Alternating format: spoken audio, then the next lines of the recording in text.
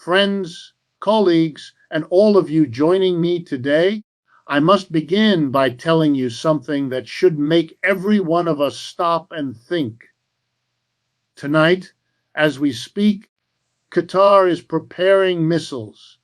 Yes, an oil-rich nation, one of the smallest geographically in the Gulf, is now taking steps that may redefine the balance of power in the Middle East. And what is the result? Israel's Prime Minister, Benjamin Netanyahu, is reportedly losing sleep, haunted by the specter of a confrontation that could spin out of control. But what does this really mean? And why should we, across the world, care so deeply about these escalating tensions? Let us not fool ourselves. What we are witnessing is not just a local dispute, not merely a quarrel between two nations. It is the unfolding of a regional power shift that touches economics, politics, and the deep contradictions of our time. Qatar, long seen as a mediator, a negotiator, a financial hub, is now stepping into the role of a direct military actor. The decision to prepare missiles tonight is not an isolated act. It is a response, a culmination of years of provocation, occupation, and endless cycles of violence that have gone unchecked. Netanyahu, for years, has operated with the assumption that Israel holds military supremacy, backed by the United States, reinforced by Western powers. He believed his country could bomb Gaza, threaten Lebanon, antagonize Iran, and still sleep soundly. But tonight, things have changed. The image of Qatar, a nation often associated with diplomacy and global investment, preparing missiles is more than military. It is symbolic. It says to Israel and to the world that smaller nations will no longer stand quietly while their people, their neighbors, and their region burns in perpetual war. But let us pause and ask, who really benefits from this escalation? Is it the ordinary Qatari, the average Israeli, the struggling Palestinian? No. The people who profit from endless conflict are the arms dealers, the political elites, the corporations making billions from oil and weapons. While Netanyahu loses sleep, millions of ordinary people lose their homes, their safety, and sometimes their lives. The missiles being prepared tonight are not just metal tubes filled with explosives.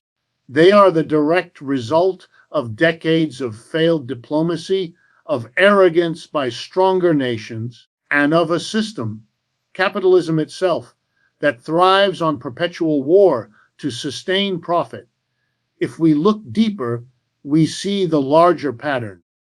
The Middle East has always been a chessboard where global powers play their games. The United States pours billions into military aid for Israel, while Russia and China quietly build alliances with nations like Qatar and Iran. The real tragedy is that human beings, families, workers, children, become pawns in this global game of power and profit. And here is the truth.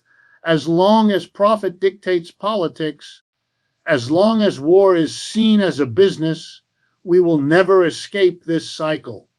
War has always been described as politics by other means, but tonight it is something else as well. It is big business.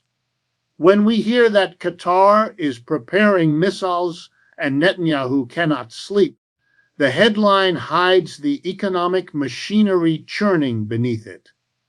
Missiles are not made in the dark corners of a basement. They are produced in sprawling factories, financed by major banks, and sold through contracts worth billions.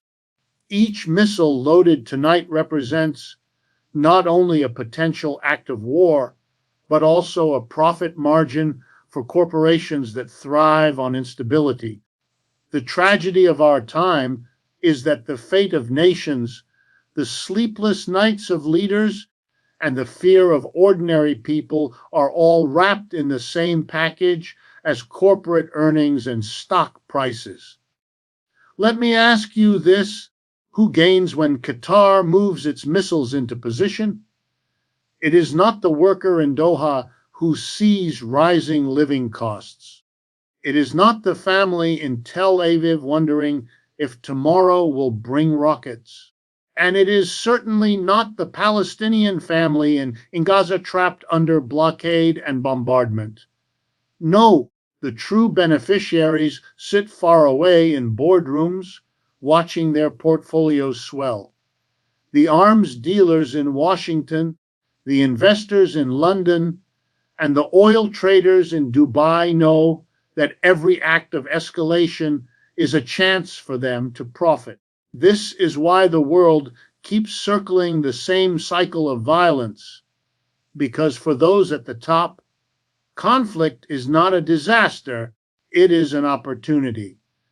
Now think about Netanyahu wide awake, pacing in the dark. The fear he feels is not simply about missiles flying from Doha. It is the realization that the carefully crafted image of Israeli military supremacy is crumbling. For decades, Israel's dominance, backed by American power, has been unquestioned. But if even Qatar, a small Gulf nation better known for its airlines and skyscrapers, dares to prepare missiles, then the myth of untouchability begins to erode. Yet Netanyahu's sleeplessness is also a calculation. How will this affect his grip on power? For leaders like him, the politics of survival often align neatly with the economics of war. Fear can be weaponized at home to justify more spending, more crackdowns, more control.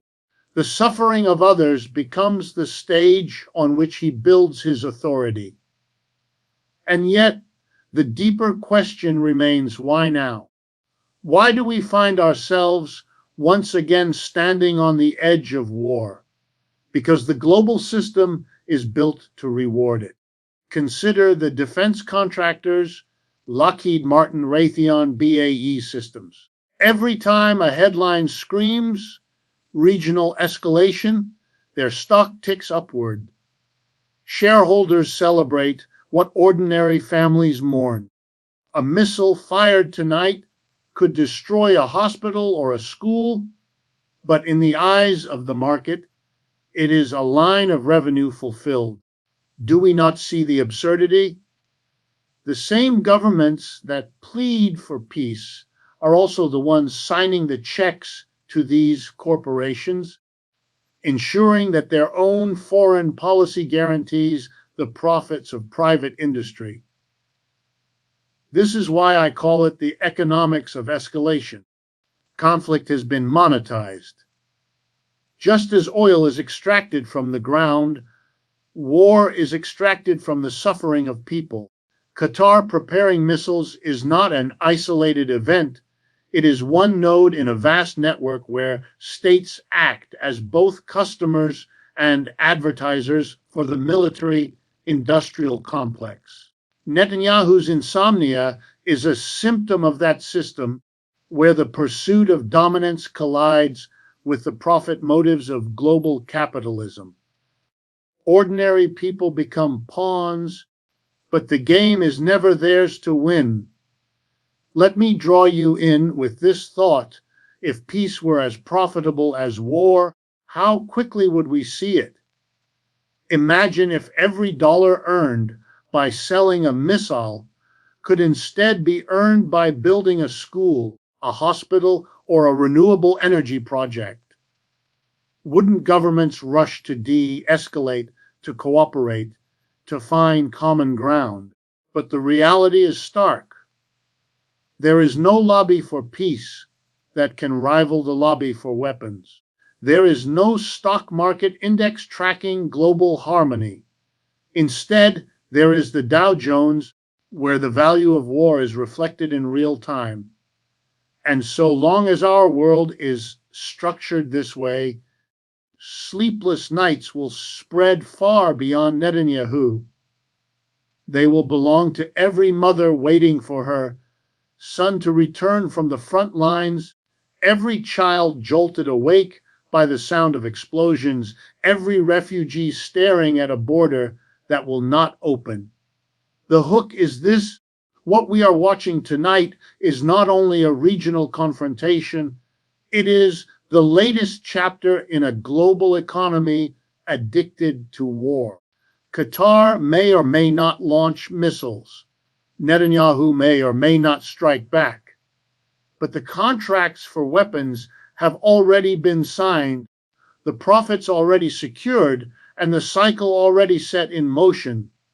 That is the cruelest irony of all. In this system, even before the first missile leaves the ground, the real battle has been decided, not on the front lines, but in the balance sheets of those who will never step foot on a battlefield. So tonight, as Qatar readies its missiles and Netanyahu wrestles with sleepless nights, let us not be hypnotized by the surface drama alone. Let us understand the deeper forces at play, the economics of war, the politics of empire, and the desperate need for a new system that values human life over profit, cooperation over conflict. The world is watching. The missiles may or may not launch. But what is already launched, what is already in motion, is the awakening of people everywhere, questioning the madness of endless war. And I leave you with this thought: if nations as small as Qatar can send shockwaves through the global order, imagine what ordinary people across the world could do if we united, not for war, not for missiles, but for peace, justice, and a new economic system that finally serves the many, not the few. Thank you.